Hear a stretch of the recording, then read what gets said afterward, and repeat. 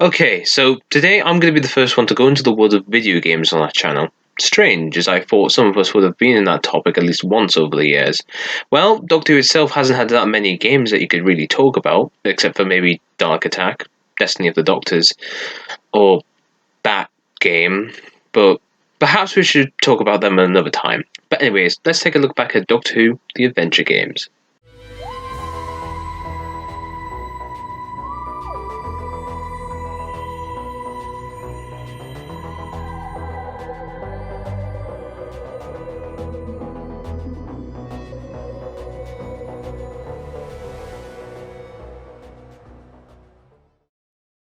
So, Matt Smith became the Doctor, and basically that meant a new chance to do some new marketing.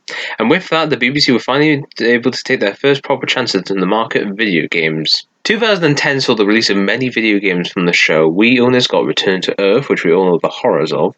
DS owners got Evacuation Earth, and mobile owners got Mazes of Time. But for PC owners, the BBC pushed out for Sumo Digital, a UK-based company who'd worked on the Sega All-Stars games at the time, so the brand was in trusted hands. They had some good experience with a couple of games on their belts so far.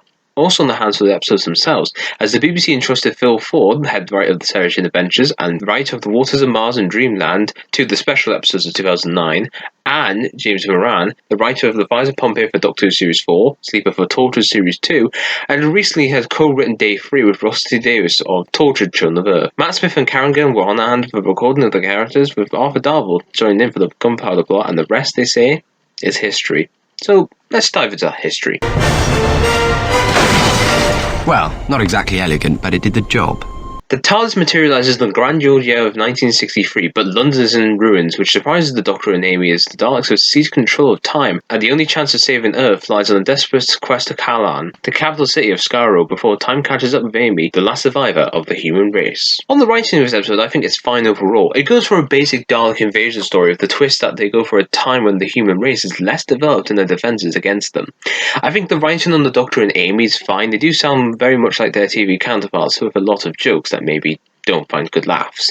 With this story only having one other human, Sylvia, she's a nice survivor character but is not in the adventure too long to get a proper impression. Apart from that, the Daleks have written fine, standing out as very much of the Russell era, especially with the fact they bring back the Emperor Dalek from his last standing return in Part of the Ways, although it's not the same one from Part of the Ways. So in the voice acting front, Karen Gillan does well translating Amy from the small screen to the adventures she was in to the game.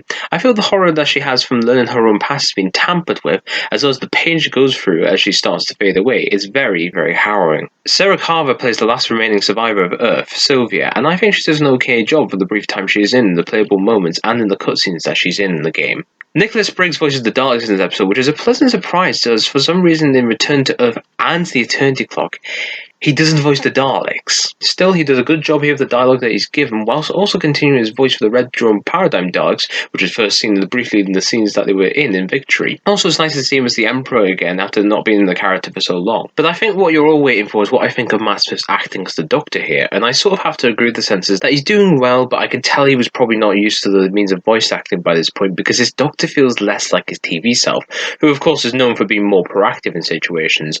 But here, he's more like he's fazed by everything, almost like it's all just playing out in his head. It's a disappointment, but at least he does try it at this point. The main gameplay of the adventure games is a linear experience with open locations to allow you to walk to the coordinated destination and how you see fit. There are also some platform elements where the characters will need to use platforms to progress. Stealth is also a key part in a lot of areas of the game, which occurs from the very start until near the end, as unfortunately the Daleks can't be destroyed in this game, which shouldn't have been a problem had this been Remembrance, which is also set around the same time as the story. There are also some puzzle elements in the game, with a couple of recurring ones, especially when the actions go towards Skaro in the second and final acts of the story. They become repetitive overall, and that's probably what you could really say about them. Also, not only is the Doctor playable, but so is Amy in some situations when the plot acquires it. These will probably be indicated by a cutscene in which the Doctor and Amy will discuss this plan. City is a good start, is able to cover all bases of what I've mentioned earlier, as it shows off what these games are capable of in the future. I think the repetitiveness of the puzzles and the amount is my probably only strong dislike of the gameplay throughout this story, which is probably the best since the gameplay can only go further than this one for the future ones. My favourite moment of the story is probably the ending where all the Daleks go bonkers and start shooting lasers everywhere as the Doctors mess everything up. Had this been Remembrance, we probably would have seen a lot of exploding Daleks and debris everywhere, but still, as is, it works perfectly for the conclusion of this very story and what it did. My least favourite bit has to be from Matt's Doctor reacting to Sylvia's death in Act 1. It's probably Smith's worst acting in the series, as he doesn't try to process more of the pain of the loss of Sylvia, who at this very time was Earth's very last human. Again, I don't want to blame it all on Smith, but I'm sure the line could have been redone to show the emotion it could have deserved. Doctor, did you ever see the Thing?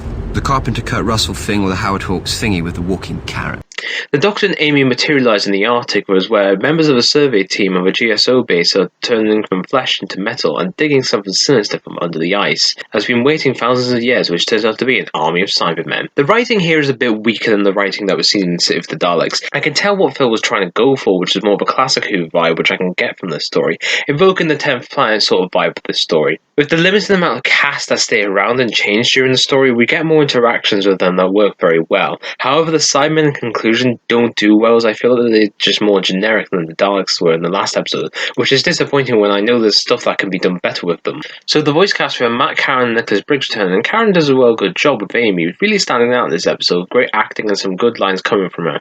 Nicholas Briggs is alright as a Cyberman, doing his best that he's given, but it seems the voices that were in their last appearance, aka the next Doctor, have been removed and they sound more like they sounded like in Series 2. Matt Smith improves a little, but I can tell that he has started to know how to act in Lord Humans by this point, but I still don't think this is how his Doctor really does act. He isn't unbearable, but it is very noticeable compared to the other casts. We have some new cast members in Barnaby Edwards playing Chisholm and Sarah Douglas playing Elizabeth Meadows. Barnaby is probably the better out of the two, as he has a good redemption arc which is shown through the writing and his acting throughout the episode. Sarah Douglas has a good try as Elizabeth Meadows. I like how she tries to help the Doctor and Amy out after introduction, but her acting and character sadly goes bland by the end when she's converted into a cyber slave, which is a disappointment, but at least she had some good moments before then to at least build up the character before the payoff. Between this episode and the last one, the gameplay is sorted out a bit differently in this episode, as the episode relies more on stealth elements as you traverse the GSO base, trying to avoid cyber slaves and later the Cybermen that walk around trying to kill you.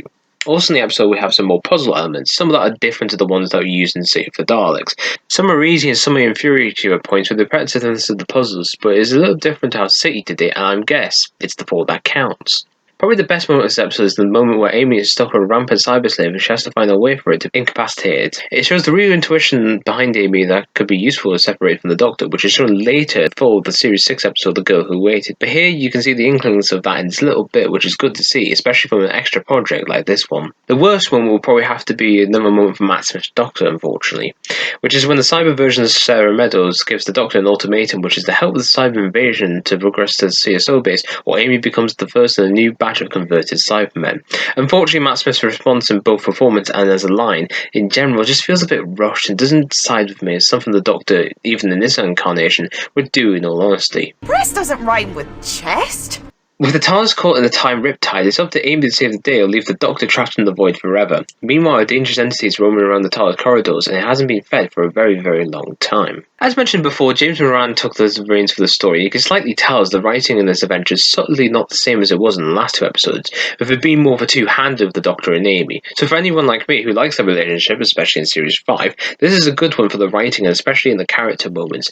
I do wish James Moran did another one because I like his writing here, and it's such a shame that he never got a chance to do another one. Well, in the realm of voice acting in this episode, there are only 3 actors who work for this episode. Matt Smith finally ups his game with this episode as he finally shows what his Doctor can do with this script, especially when he has most of the dialogue in the story. He does have some great moments along with some usual ones depending on the type of scene. It's just good to see an improvement from him. Karen is doing the best she can with the material that she's given compared to Matt, which actually isn't as much as in previous episodes of the series. Sarah Douglas returns as the Entity, the villain of this episode, and she's just given generic villain dialogue and told to act like a generic villain, which seems like a bit of a waste for this talent for what they can really truly do if you give them the right script. This episode's gameplay is more of a scavenger hunt for the 2 rooms of the TARDIS, the control room and the drawing room. You have to go through both rooms a matter of times to fix what's happened, to use the TARDIS controls, or to create objects out of 2 other objects inside the TARDIS.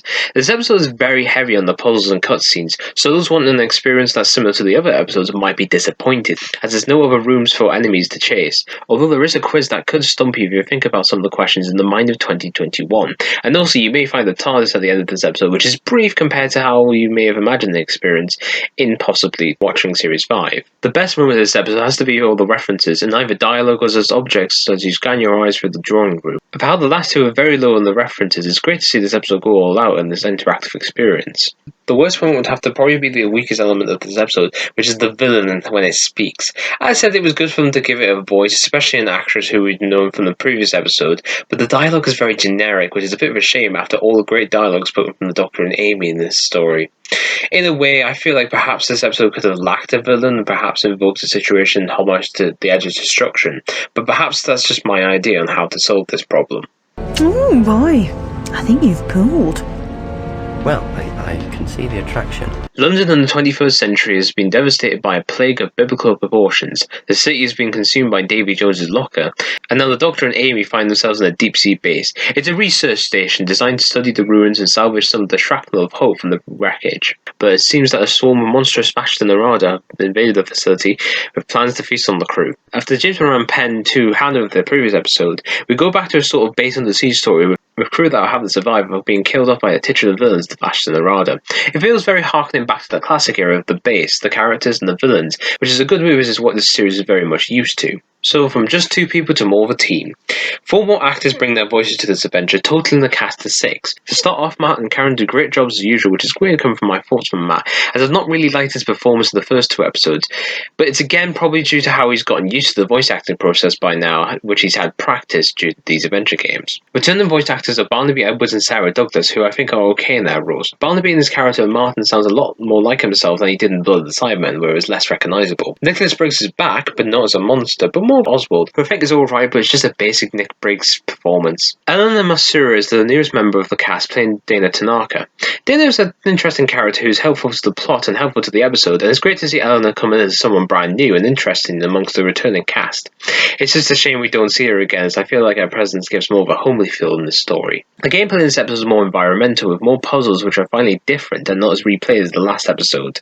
Stealth is back in this one, and it plays a great part in the best moment. There is also a lot of backtracking in this one compared to the other ones, which should annoy me, but I think it's not as prominent as it was for the last episode, because it was only set in 2 rooms. The backtracking in that one was definitely more noticeable, but still, there's a good improvement, so I'm happy to see this blend of gameplay work so well here and feel perfected by this point in the series. So, the best moment of this episode is probably the stealth section, where Amy has to guide 2 people who have become Bashta Narada into a pool area, where they have to be both flushed out. It's a great gameplay moment that requires concentration. It's also invoking the elements of the stealth system that by now, you're probably taught not to go near the villains, but in this one, you have to go near them as your advantage and herding them to the same places, which is honestly a clever situation and it's thrilling to see some innovation in places that you probably wouldn't see it. For the worst moment in this episode, to be honest, it was harder to think of this one than in the previous, but I guess the first conversation that you have with Martin, where he becomes obnoxious and decides to ignore you trying to help the situation that they have, as you want to progress, and having a character stop in your tracks just makes the progress more aggravating. What stupid idea was this? Go find Charlie, let's split up. Why does it always end up with me getting shot at? After running for spaceship during departure, the TARDIS lands in 1605, where the crew finds a collision that has caused portals to other places in time and space to open. On top of that, a group of men are plotting to assassinate the king with the mysterious help of a woman with glowing green eyes.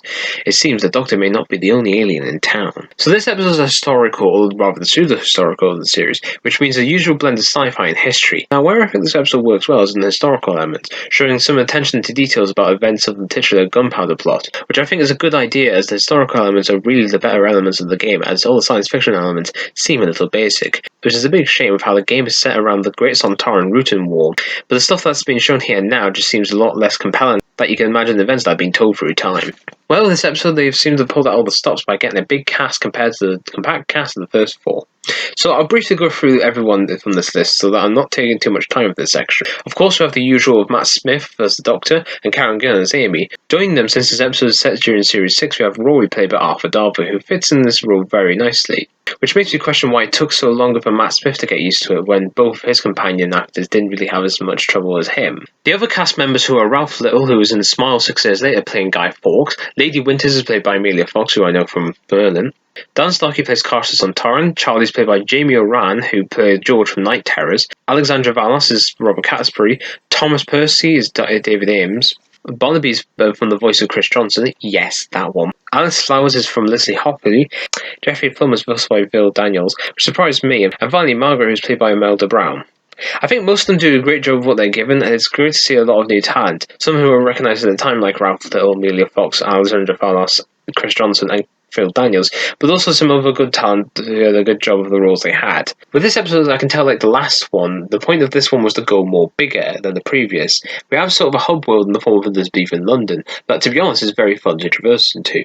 There are only a few puzzles in this one compared to the last, as this one seems to be more about the story and the adventure, with the stealth platform and traversal elements being the more prominent of the lot, which I think was probably for the best, as it doesn't run down the fun pace of the episode. I think the best moment of this episode is where Rory has to get rid of the Rootons at the end of this episode. As a fan of the character, it's great to see him have the best moments as he did in the series, but now you can interact with him doing some of the best moments in this episode. I'm hopefully sure that Arthur Darvill himself must have had some fun doing these lines, because I myself had a lot of fun with these moments. The worst moment, however, will probably be the ending, with after all that has happened during the story, the son Torrance and the Rootons finally meet up, and it's set up by the Doctor talking and warning them off. It's a big disappointment when you played through this and that's the ending. It's just sort of there. I mean, it's not as bad as some of the endings to the episodes around the time, such as Journey to the Centre of the TARDIS, but it's along the lines of something so good just ending so abruptly fast. There's no such thing as a sexy drummer. In conclusion, the adventure games are a very good idea, allowing for extra episodes for people to interact with rather than to watch. Although those episodes are not half as bad as a viewing experience. For the time, they were good as they could be, and as last, like many people, I was very disappointed when they didn't make more, especially with how the gunpowder plot was a step in the right direction, and after the very long wait between the Doctor, Widow and the Wardrobe and the Sign of the Daleks in 2012, they did make another to capitalise on that way, which astounds me on so many levels. Still, with further advances of technology, and now in the year 2021, with more games coming out, such as The Lonely Assassins, who say that the BBC or the creators behind the show might try this again? Oh, and in case anybody's asking, here's my list of favourite to least favourite.